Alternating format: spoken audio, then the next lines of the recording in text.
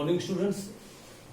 देखिए previous term पे हम लोगों ने 2 टॉपिक पढ़े और उन दोनों टॉपिक से रिलेटेड जो एक्सरसाइज थे वो भी हम लोग सॉल्व कर चुके हैं, जो कि आपके एनसीईआरटी की एक्सरसाइज थे।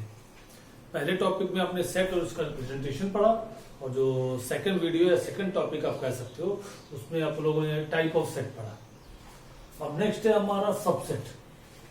अब नेक्स्ट टॉपिक जो है ये हमारा सबसेट, और ये एक तरह से कहा जाए तो काफी इंपॉर्टेंट टॉपिक है अगले चैप्टर्स के लिए। अंडरस्टैंड? तो अब ये सबसेट है क्या? देखिए सबसेट को डिफाइन करने के लिए हम करते क्या है कि हम कुछ एग्जांपल्स आपके सामने लेते हैं और फिर उन एग्जांपल्स के थ्रू हम सबसेट को डिफाइन करते हैं। जैसे ये मैंने एक सेट ए ले लिया, A is equal to 1 2 3 that's it. और फिर ये एक सेट ले लिया B, ये ले लिया मैंने 1 2 3 एंड 4 एंड देन 5। इन दोनों सेट को जरा ध्यान से आप देखिए, इन दोनों सेट को जरा ध्यान से देखिए और इनमें आप प्रॉपर्टी बताइए क्या क्या इंडिकेट कर रहे हैं दोनों सेट। सेट ए में आपके पास 3 एलिमेंट है 1 2 एंड 3, जिसको कि हम इस सेट का कार्डिनल नंबर भी कह सकते हैं। सेट ए का कार्डिनल नंबर कितना है? 3। और सेट बी में कार्डिनल नंबर कितने हैं? 5। सेट ए में एलिमेंट कौन कौन से हैं? 1 2 3, और सेट बी में एलिमेंट है 1 2 3, बट 2 एक्स्ट्रा टर्म भी आ जा रहे हैं, दैट इज 4 एंड 5। तो यहां से आप कह सकते हो every element of set A is also the element of set B. Every element of set A is also the element of set B. जब भी आपके पास एक सेट हो और एक दूसरा सेट हो, और अगर फर्स्ट सेट के सारे एलिमेंट सेकंड सेट में प्रेजेंट हो, तो उस केस में आप ए को बी का सबसेट कह सकते हो। अंडरस्टैंड? आप ऐसे डिफाइन अगर करने जाओ तो लिख सकते हो let A and B be any two sets, let A and B be any two sets, then A is said to be the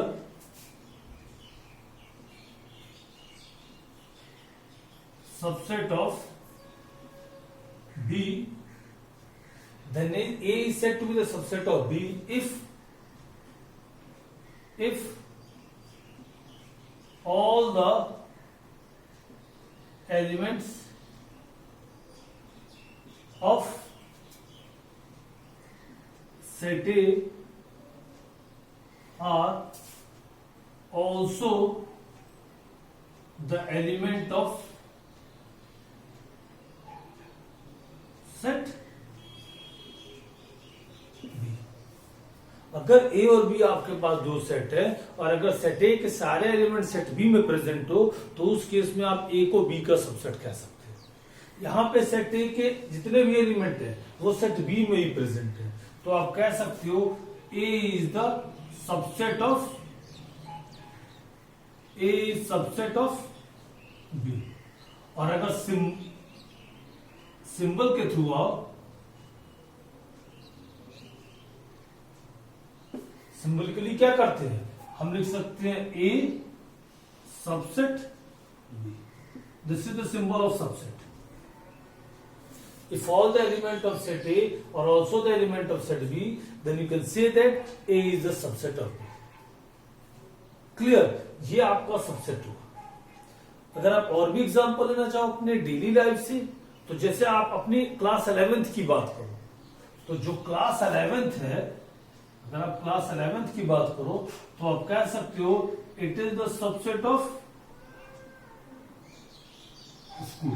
वो स्कूल का सबसेट है कि नहीं है? क्लास 11th के सारे लड़के स्कूल में है कि नहीं है? तो उस केस में क्लास 11th स्कूल का सबसेट होगा। और भी आप एग्जांपल ले सकते हो। अगर आप केवल 11th ए की बात करो, 11th मैथ सेक्शन की, तो उस केस में आप कह सकते हो 11th A is a subset of 11th। अब 11th में सब क्लासेस आ जाएंगी, मैथ्स आ जाएगा, बायो आ जाएगा, कॉमर्स आ जाएगा, आर्ट साइड भी आ जाएगा, सारे बच्चे आ जाएंगे। तो 11th is always a subset of 11th। तो एक सेट दूसरे का सबसेट तभी होता है जब फर्स्ट सेट के सारे एलिमेंट सेकंड सेट में प्रेजेंट हो। लेकिन from here onward, from that example, B is not the subset of A. B is not the subset of A. Why? Because every element of B is not the element of A. क्योंकि B के सारे element set A में present नहीं है, तो यहीं से आप कह सकते हो set B is not the subset of set A. ये हो जाएगा नॉट सबसेट का, और ये सिंबल हो गया सबसेट का. समझ में आई बात? तो ये आपके लिए सबसेट और नॉट सबसेट हुए. दूसरी चीज, अगर आप अपने नंबर सिस्टम में जाओ और नंबर सिस्टम में आपने एक सेट ऑफ नंबर पढ़ा हुआ है क्या, n. n indicates natural number. अगर आप नेचुरल नंबर की बात करो और एक तरफ आपने एक दूसरा सेट ऑफ नंबर ले लिया, that is z. z indicates set of integers. तो नेचुरल नंबर सबसेट है z का, नेचुरल नंबर सबसेट है z का, बिल्कुल है, क्योंकि जितने भी नेचुरल नंबर्स हैं वो सारे के सारे इंटीजर भी हैं. पॉजिटिव इंटीजर होते नहीं क्या, 1 2 3 4 5, these are also called natural number. So you can write natural number is always the subset of integer. In the same way, that integer is always the subset of set of real number. है कि नहीं है? जो integers है वो सारे के सारे रियल नंबर का सबसेट है, लेकिन रियल नंबर इंटीजर का सबसेट नहीं है, इंटीजर नेचुरल नंबर का सबसेट नहीं है, क्योंकि सारे इंटीजर नेचुरल नंबर नहीं होते, सारे रियल नंबर इंटीजर नहीं होते. जितने भी रियल नंबर हो सबके सब इंटीजर हो जाएंगे? नहीं. 1.2 भी रियल नंबर है, बट वो इंटीजर नहीं होते. तो ये आपके लिए एक तरह से सबसेट का डिफिनेशन. कैसे हम सबसेट को क्या करेंगे, डिफाइन करेंगे. क्लियर? चलिए नेक्स्ट है हमारा प्रॉपर सबसेट. अब आ जाते हैं हम प्रॉपर सबसेट पे. तो ये प्रॉपर सबसेट क्या है? देखिए, सबसे पहले हम प्रॉपर सबसेट को डिफाइन कर दे रहे हैं. ये हो गया, late A and B be any two non-empty set, then A is said to be proper subset of B if all the elements of set A are also the element of set B, but A not equal to B. अगर A और B हमारे पास कोई भी दो non empty set है, तो A B का proper subset तभी होगा जब सेट A के सारे एलिमेंट सेट B में हो, लेकिन A B के इक्वल ना हो. जैसे ये मैंने एग्जांपल ले लिया A 1 2, और ये एग्जांपल हो गया B, दैट इज 1 2 and 3. तो यहां से देखिए A के सारे एलिमेंट B में है कि नहीं है, लेकिन A B के इक्वल नहीं है. तो इस केस में हम कह सकते हैं A is a proper subset of B. देखिए, प्रॉपर सबसेट जो है वो सबसेट का ही पार्ट है. तो जितने भी प्रॉपर सबसेट है उनको सबसेट भी कह सकते हैं, और उनके लिए एक इंडिविजुअल नेम दिया जा रहा है प्रॉपर सबसेट. लेकिन उसके लिए कंडीशन क्या होनी चाहिए कि A और B इक्वल नहीं होने चाहिए, और A के सारे एलिमेंट B में होने चाहिए. तो उस केस में A B का क्या हो जाता है, प्रॉपर सबसेट. क्लियर? चलिए देखिए, इससे ये जो दो टॉपिक मैंने बताया, सबसेट और प्रॉपर सबसेट, इससे रिलेटेड कुछ ऑब्जर्वेशंस भी हमें मिल रहे हैं. पहला ऑब्जर्वेशन क्या है? पहला ऑब्जर्वेशन हमें ये मिल रहा है कि अगर हम कोई भी सेट ले ले A, जैसे ये मैंने एक सेट ले लिया, दैट इज 1 2 and 3. तो अगर ये एक सेट A है, और अगर इसका अपने आप से ये अगर चेकआउट करो, अपने आप का सबसेट है कि नहीं है, तो जितने भी सेट होते हैं वो अपने आप के सबसेट जरूर होते हैं. Every set is a subset of itself, क्योंकि सेट ए के सारे एलिमेंट सेट ए में प्रेजेंट है कि नहीं. तो एक ऑब्जर्वेशन यहां से आपको मिल गया कि every set is a subset of itself. Clear? हर एक सेट अपने आप का सबसेट होता है. दूसरा, अगर आप इम्प्टी सेट की बात करो, इम्प्टी सेट, जैसे ये रहा आपका इम्प्टी सेट और ये एक सेट है, तो क्या ये इम्प्टी सेट सेट ए का सबसेट होगा? क्या इम्प्टी सेट सेट ए का सबसेट होगा? बिल्कुल होगा, क्योंकि इम्प्टी सेट में तो कोई एलिमेंट नहीं है और इसमें 1,2 है, तो इस सेट के सारे एलिमेंट इसमें प्रेजेंट है कि नहीं है? बिल्कुल है। देखिए, कोई सेट किसी सेट का सबसेट है या नहीं है, ये आइडेंटिफाई करने के लिए एक और ट्रिक है आपके पास, जैसे मैं बता दे रहा हूं, ध्यान दीजिएगा। जैसे मैंने ये एक सेट ले लिया 1,2 और ये एक सेट ले लिया मैंने 1,2, 3, 4। अब अगर आपको ये पता करना हो कि ये सेट इस सेट का सबसेट है या नहीं है, तो एक ट्रिक ये भी है कि आप इस सेट के जो एलिमेंट्स हैं इनको इस सेट में मिक्स कर दो। तो जब इस सेट के एलिमेंट को इन सेट में मिक्स करोगे तो देखो कि इस सेट पे कोई इफेक्ट पड़ रहा है कि नहीं पड़ रहा है। देखो कि इस सेट पे कोई इफेक्ट पड़ रहा है कि नहीं पड़ रहा है। अगर इस सेट पे कोई इफेक्ट पड़ जा रहा है तो उस केस में ये सेट इस सेट का सबसेट नहीं है। लेकिन अगर इस सेट को इस सेट में मिक्स करने पे इस सेट पे कोई इफेक्ट नहीं पड़ रहा है, जैसे देखिए मैं मिक्स कर रहा हूं तो 1, 2, 3, 4 और फिर 1, 2 लिखूंगा, बट रेपिटेशन तो अलाउ होता नहीं है सेट में, तो 1, 2 लिखने से कोई बेनिफिट तो है नहीं यहाँ पे, तो इसका मतलब यही रह जाएगा और यही रह गया। इसका मतलब इसको इसमें मिक्स करने पे इस पे कोई इफेक्ट नहीं पड़ रहा है, इसका मतलब ये सेट जो है वो इसका सबसेट है। In the same way empty set इसका सबसेट है कि नहीं?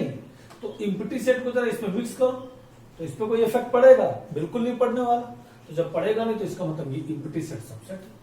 तो अब यहां से आप एक रिजल्ट और मिल गया, empty set is a subset of every set. Empty set जो हो गया वो हर एक सेट का सबसेट होता है। क्लियर? तो ये कुछ ऑब्जर्वेशन हमको मिले। अब आ जाते हैं अपने नेक्स्ट टॉपिक पे। नेक्स्ट टॉपिक है हमारा इंटरवल। बड़ा इंपॉर्टेंट टॉपिक है ये आपके लिए। Interval as a subset of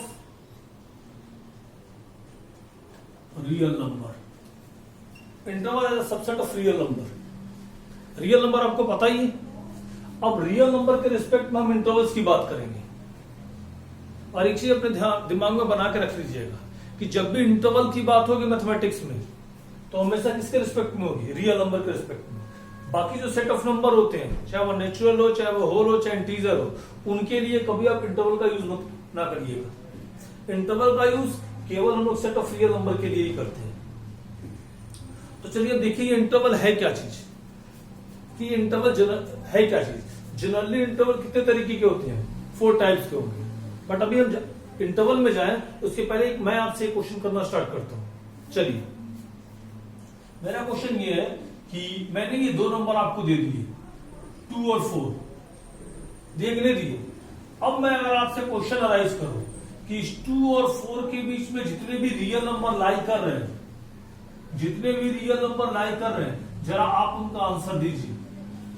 2 और 4 के बीच में जितने भी रियल नंबर्स है, रियल नंबर की बात मैं कर रहा हूं, मैं नेचुरल वगैरह या इंटीजर्स की बात बिल्कुल नहीं कर रहा, मैं रियल नंबर की बात कर रहा हूं। तो वो सारे रियल नंबर बताइए जो 2 और 4 के बीच में लाई कर रहा हूं।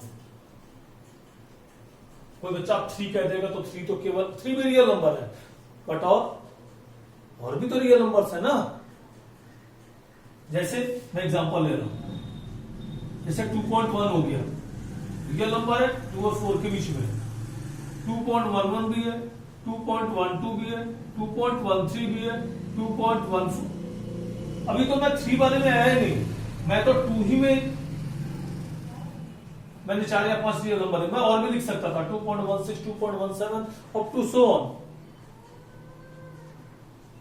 अगर यहां पे केवल 3 कर दिया जाए तब भी आप नहीं लिख पाओगे पूरे। कितने लिखोगे? 2.1, अभी 14, अभी तो मैं 2 डिजिट डेसिमल के 2 प्लेस पे ही गया हूं। 2.121, 2.122, 2.123। So it is impossible to write down all the real numbers including between 2 numbers. 2 number के बीच में जितने भी रियल नंबर लाई कर रहे हो वो बताना या लिखना काफी मुश्किल काम है। हम 2 और 3 की बात नहीं कर रहे, हम 2.1 और 2.2 के लिए ही कह दो. It is still impossible to write down all the real numbers which is lies in between these two. 2.11, 2.111. अब देखते रहिए, यहीं पे भी तो 1 में ही मैं हूं. इतने लिखोगे तो मुश्किल है कि नहीं है? तो इन्हीं सब मुश्किल से बचने के लिए ये इंटरवल का कॉन्सेप्ट आया. ये इंटरवल का कॉन्सेप्ट आया. तो चलिए हम लिखते हैं. तो मैंने क्या कहा, टोटल 4 टाइप के आपके इंटरवल होंगे. सबसे पहला हम बनाते हैं ओपन इंटरवल. ध्यान से समझिएगा इसको. एक बार समझ जाओगे फिर छुट्टी, फिर आपको बाद में जरूरत नहीं पड़ेगी. तो ये ओपन इंटरवल क्या चीज है? जैसे मैंने आपसे भी थोड़ी देर पहले क्वेश्चन किया कि वो सारे रियल नंबर बताइए, वो सारे रियल नंबर बताइए जो 2 और 3 के बीच में लाई कर रहे हो. मैंने ये क्वेश्चन किया था ना, find out all the real numbers which are lies between 2 and 3. But मैंने 2 और 3 नहीं बोला था. मैंने 2 और 3 नहीं कहा. मैंने कहा केवल 2 और 3 के बीच के रियल नंबर चाहिए. तो मैंने लिखना भी स्टार्ट किया था 2.1, 2.11 एक्सेट्रा. समझ में आ रही है बात? कहने का मतलब यह है कि मैंने ये जो 2 और 3 इनको इंक्लूड नहीं किया, मुझे केवल इसके बीच के रियल नंबर चाहिए. जैसे मैं कह दूं कि अगर ए और बी 2 रियल नंबर्स हैं, ए और बी 2 रियल नंबर्स हैं, तो वो सारे रियल नंबर बताइए जो ए से बड़े हो लेकिन बी से छोटे हो. वो सारे रियल नंबर बताइए जो ए से बड़े हो और बी से छोटे हो. तो आप कैसे इंडिकेट करोगे? वो सारे रियल नंबर बताइए जो 2 से बड़े हो और 3 से छोटे हो. तो उन सभी रियल नंबर्स को आपने किससे डिनोट कर दिया? एक्स से. तो आपने कह दिया कि सर वो सारे रियल नंबर एक्स है. 2.1, 2.11, 2.1 सारे के सारे एक्स है. और फिर आप कह दोगे एक्स बिलोंग्स टू. अब एक्स की प्रॉपर्टी बोल दो. एक्स क्या है? All the real numbers which is greater than A but less than b. All the real numbers which is greater than 2 but less than 3. तो यहां पे ये जो एलिमेंट्स इनको बाउंड्री एलिमेंट्स कहते हैं. ये जो एलिमेंट्स इनको बाउंड्री एलिमेंट्स कहते हैं. और बाउंड्री एलिमेंट्स यहां पे इंक्लूड नहीं है. 2 और 3 इंक्लूड नहीं है. 2 और 3 के बीच के रियल नंबर्स. तो जब बाउंड्री एलिमेंट इंक्लूड नहीं है तो वहां पे हम इस ओपन इंटरवल का यूज करते हैं. और ये रहा आपका ओपन इंटरवल का सिंबल. मैं ही बना दे रहा हूं. ये आपका ओपन इंटरवल का सिंबल है. कई बुक्स में ऐसे भी बनाया जाता है. इसको हटा दिया जाए. कई बुक्स में ऐसे भी बनाया जाता है. ये भी ओपन इंटरवल के ही सिंबल्स हैं. फिर देखिए ध्यान से, ये रहा एक, ये हो गया जिसको क्या ब्रैकेट भी कहते हो, ऑर्डर्ड पेयर वाला. ऑर्डर्ड पेयर वाला ब्रैकेट याद है ना. और ये सिंबल भी ओपन इंटरवल का. तो इसका मतलब जब भी बाउंड्री एलिमेंट इंक्लूड ना हो तो इसका मतलब ओपन इंटरवल की बात होगी. और अब हम लिख देंगे x element of open interval a comma b. ये सिंबल क्या इंडिकेट कर रहा है? कि ये जो बाउंड्री एलिमेंट्स है वो इंक्लूड नहीं है. केवल उसके बीच के जितने भी रियल नंबर है उनकी बात हो रही है. और उन नंबर को क्या मान लिया गया है? एक्स. जैसे वहां पे मैंने लिखा था you have to find out all the real number which are in between 2 and 3. So you can put x here and you can get x belongs to open interval 2, 3. समझ में आई बात? तो ये है आपका ओपन इंटरवल. अब आज के बाद से कोई भी आपसे बोले कि वो सारे रियल नंबर बताओ, रियल नंबर जो 7 से बड़े हो और 9 से छोटे हो, greater than 7 but less then 9, कुछ नहीं करना आपको. Greater than 7 but less then 9, आपको तुरंत x मान लेना है और कह देना है कि sir x belongs to open interval 7, 9. Interval आते ही वो समझ जाएगा रियल नंबर की बात कर रहा है. और रियल नंबर की बात करने का मतलब इंटरवल की बात हो रही है. और जैसे ही आपने ये वाला ब्रैकेट बनाया तो ये भी वो समझ जाएगा कि ये बाउंड्री एलिमेंट इंक्लूड नहीं हो रहा है. इसका मतलब केवल उसके बीच के रियल नंबर की बात हो रही है. और उसको आपने क्या सपोज कर लिया? x. तो ये आपके लिए ओपन इंटरवल है. समझ में आई बात? अब आ जाते हैं हम नेक्स्ट पे. इसको भी इरेज नहीं करते. दूसरे नंबर पे हमारा close interval.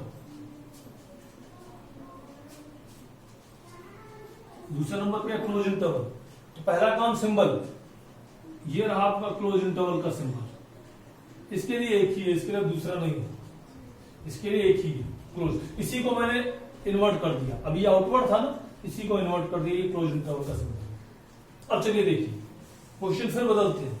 Find out all the real numbers which is greater than equal to 2 but less than equal to 3। वो सारे रियल नंबर बताओ जो 2 हो या 2 से बड़े हो, और 3 हो या 3 से छोटे हो। Find out all the real numbers which is greater than equal to a less than equal to b। अब इनमें क्या हो रहा है, इसमें और प्रीवियस वाले में डिफरेंस क्या था? प्रीवियस वाले में बाउंड्री एलिमेंट इंक्लूड नहीं थे, इसमें बाउंड्री एलिमेंट इंक्लूड हो जा रहा है। हम कह रहे हैं वो सारे रियल नंबर बताओ जो 2 या 2 से बड़े हो बट 3 या 3 से छोटे हो। तो 2 और 3 भी तो इंक्लूड हो गए, और जब 2 और 3 इंक्लूड हो गए, boundary element is good, it means we have to apply the symbol of close interval. Let us suppose that x, वो सारे रियल नंबर जो a या a से अधिक, b या b से कम है, उनको x मान लिया, and x belongs to close interval a comma b। ठीक है ना, x belongs to close interval a comma, और ये आपका क्लोज इंटरवल। अंडरस्टैंड?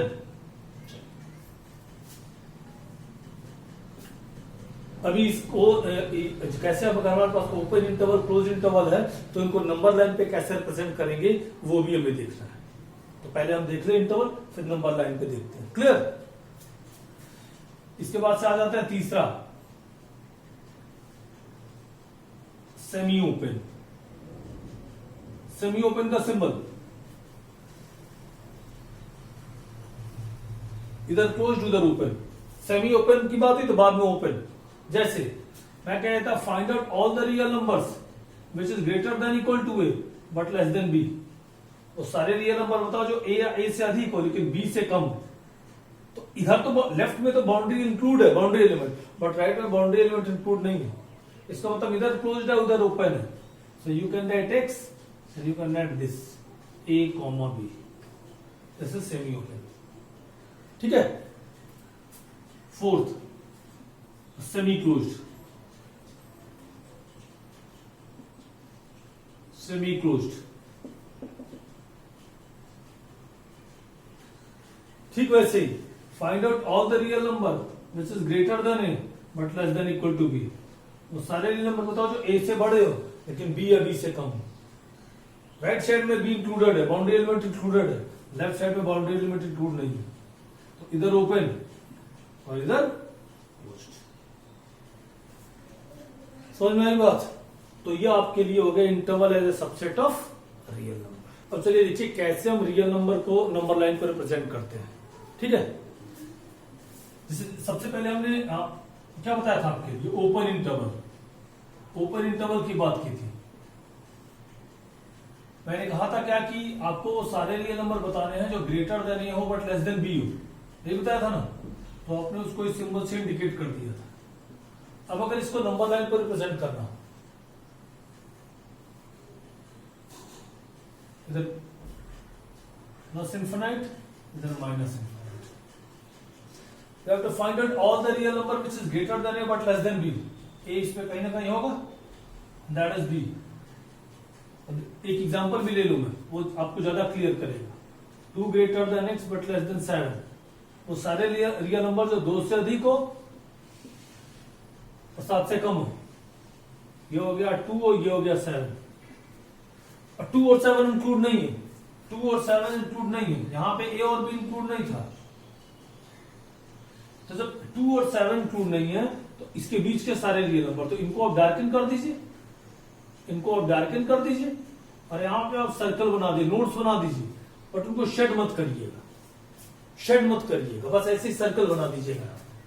और ये सर्कल क्या इंडिकेट करेगा कि ए और बी इंक्लूडेड नहीं है, केवल इसके बीच के रियल नंबर से इंक्लूडेड। ठीक है, दूसरा closed.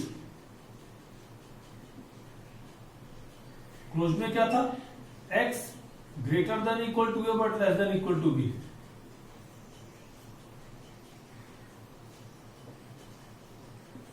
This is A, that is B. All the real number which is greater than equal to A but less than equal to B. बीच के सारे इंक्लूडेड है, बट यहाँ पे A और B भी इंक्लूडेड है। और जब A और B इंक्लूडेड है तो यहाँ पे सर्कल बनाइए और उनको डार्कन कर दीजिए। Darken indicates A and B also included। तो सिंपल सा कॉन्सेप्ट है, जहां पे इंक्लूडेड है वहां पे डार्कन, जहां पे इंक्लूडेड नहीं है वहां पे केवल सर्कल। तो ऐसे करके आप रियल नंबर्स को नंबर लाइन पे रिप्रेजेंट कर सकते हैं। क्लियर? चलिए नेक्स्ट देखा जाए। अब नेक्स्ट है आपके लिए सुपर सेट। नेक्स्ट है आपके लिए सुपर सेट। ये सुपर सेट क्या होता है? ये सुपर सेट क्या चीज है? तो पहले एग्जांपल में चलते हैं। जैसे ये मैंने एक सेट लिख दिया A 1, 2 and this is another set B that is 1, 2 and 3. From here onwards you can write A is the subset of B. लिख सकते हो कि नहीं? Every element of set A or also the element of set B, then you can write A is a subset of B. तो यहां पे A B का subset है, A B का सबसेट है, तो जब भी A B का सबसेट होगा ठीक उसी केस में B is a super set of A.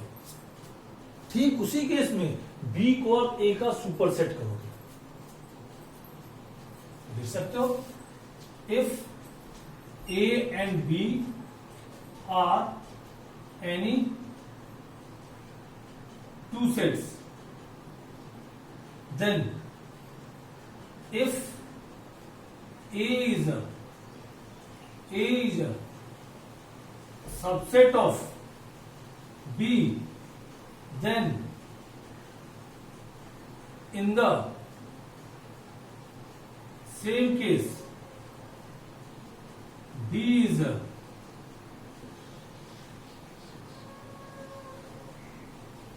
Superset of, तो ठीक उसी केस में B जो होता है वो A का क्या हो जाता है? सुपरसेट। तो ये टर्म रहा आपके लिए सुपरसेट। क्लियर?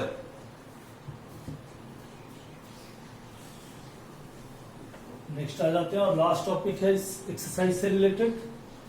नेक्स्ट है और लास्ट है यहां का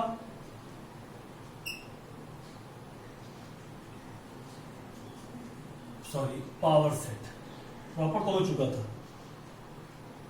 ये पावर सेट क्या होता है? बड़ा इंपॉर्टेंट है, क्वेश्चन इसमें बड़ी ज्यादा आती है। पावर सेट किसे कहते हैं? तो चलिए एग्जांपल से बताएं। पहले डिफाइन कर देते हैं। Let A be any set, then the collection of all the subset of A, collection of all the subset of A is called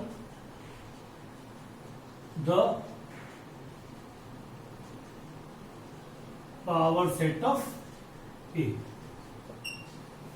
It is denoted with the help of with the help of power set of A. तो अगर A आपका एक set है तो then collection of all the subset of a set A के जितने भी subset बनेंगे उन्हीं के कलेक्शन को हम पावर सेट कह देते हैं। एग्जांपल यहीं पे ले लीजिए एग्जांपल। जैसे ये मैंने एक सेट ए लिख दिया, छोटा ही सेट लिखा जाए 1, 2। अब इस सेट के जितने भी सबसेट हो सकते हैं लिखिए एक एक करके। जैसे ये मैंने एक सेट लिख दिया 1, इसका सबसेट है कि नहीं? इस सेट के सारे एलिमेंट इसमें प्रेजेंट है ना, तो इसका मतलब ये सेट इसका सबसेट है। देन 2 भी इसका सबसेट है। देन 1, 2 ये भी इसका सबसेट है, इसके सारे एलिमेंट इसमें प्रेजेंट है। और 5 तो सबका सबसेट होता है। तो इस सेट के जितने भी सबसेट थे वो आपने लिख दिए। अब इन्हीं को कलेक्ट कर लीजिए, इन्हीं को कलेक्ट कर लीजिए, कलेक्ट करके एक सेट बना लीजिए। ये मैंने कलेक्ट करके एक सेट बना लिया और ये हमारे लिए एक तरह से हो गया पावर सेट ऑफ। ये हमारे लिए हो गया एक तरह से पावर सेट ऑफ। डन। फिर देखिए, if number of element in set A is equal to m, set A में अगर m एलिमेंट हो, then number of element in power set of A is 2 to the power m। Set A में कितने element थे? 2। तो power set में कितने element? 2 to the power 2, and which is what? 4। So look here, 1, 2, 3 and 4। Done. तो ये आपका power set है। Done.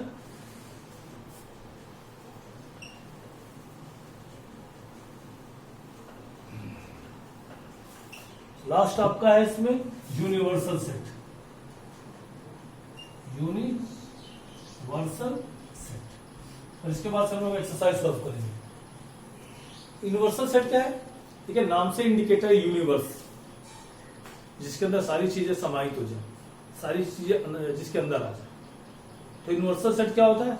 A set which is a super set of every set. A set which is a super set of every set. A set which is a superset of every set is called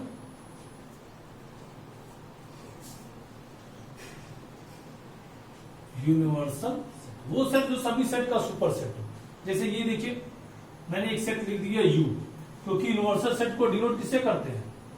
you से, capital you से, capital you से। तो ये मैंने एक set लिख दिया you, that is 1 2 3 4 5 6 7 7 निकल दिया जाए 7। और अब ये कुछ सेट्स लिख दे रहे, सेट ए लिख दिया मैंने 1, 2, सेट बी लिख दिया 2, 3, सेट सी लिख दिया 3, 7, सेट डी लिख दिया 5, 6, 7, दैट्स इट। अब जरा ध्यान से देखिए, यहां पे सेट ए सेट यू का सबसेट है ना। A is the subset of U, B is also the subset of U, so as C and so as D. फिर कह सकते हो U is the superset of A, U is also the superset of B, C and D. It means U is a subset of all these four, superset of all these four set. U जो है वो इन चारों set के लिए superset का काम कर रहा है, और वो सेट जो सभी सेट्स के लिए सुपरसेट का काम करे वही तो आपके लिए यूनिवर्सल सेट होता है। डेली लाइफ में एग्जांपल पे जाओगे तो जो आपका स्कूल है वो आपके लिए यूनिवर्सल सेट है। किसके रिस्पेक्ट में? आपकी क्लासेस के रिस्पेक्ट में, क्योंकि जितने भी क्लासेस है 1 to 12 वो सारे के सारे स्कूल के अंदर इंक्लूड हो जाते हैं। वैसे इंडिया जो है, हमारी जो कंट्री है, वो जितने भी स्टेट्स हैं वो सबके लिए सुपर सेट का काम, यूनिवर्सल सेट का काम कर रही है, क्योंकि जितने भी स्टेट्स हैं वो सारे के सारे कंट्री के अंदर ही आते हैं। तो जो कंट्री हुई वो क्या हो गई? यूनिवर्सल सेट हो गई। और ये जो छोटे छोटे स्टेट्स हैं ये एक तरह से सबसेट्स हो गए। जो वर्ल्ड हुआ वो सभी कंट्रीज के लिए यूनिवर्सल सेट का काम कर रहा है, और ये जो यूनिवर्स हुआ वो पूरे वर्ल्ड के लिए ही यूनिवर्सल सेट का काम। अंडरस्टैंड? तो फिर ये आपका टॉपिक था। आज के लिए कितना ही, और अब नेक्स्ट टॉपिक में हम एक्सरसाइज 1.3 की बात करेंगे। तब तक के लिए गुड बाय। वीडियो को ज्यादा से ज्यादा लाइक, शेयर और सब्सक्राइब करिए। Good bye.